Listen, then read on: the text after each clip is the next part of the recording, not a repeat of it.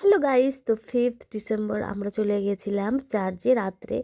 গিয়ে দেখি সেখানে হিয়া বড় শান্তা হাই বলছে সবাইকে। তো সেখানে গিয়ে মিষ্টুর সাথে অনেক সেলফি নিয়েছি, অনেক ভিডিও নিয়েছি। আর সে লিটারেলি দেখো নাচতে শুরু করে দিয়েছে আর এত সুন্দর সুন্দর পোজ দিচ্ছিল।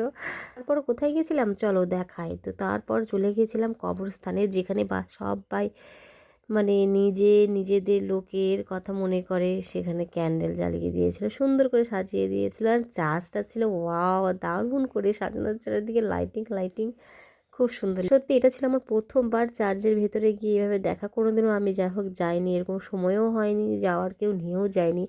তো আমার বর ফার্স্ট নিয়ে গেছিলো আর আমি দেখি অবাক হয়ে গেছিলাম যে এত সুন্দর ডেকোরেশন। তারপরে চার্চের বাইরে মেলা বসছিল, সেখানে একটু গেছিলাম। আর সেখানে গিয়ে দেখি আমার নাকটা পুরো লাল হয়ে গেছে, টমেটোর মতো লাল। চারিদিকে দেখো কত ফুচকার দোকান। তো আজকে এতটুকু।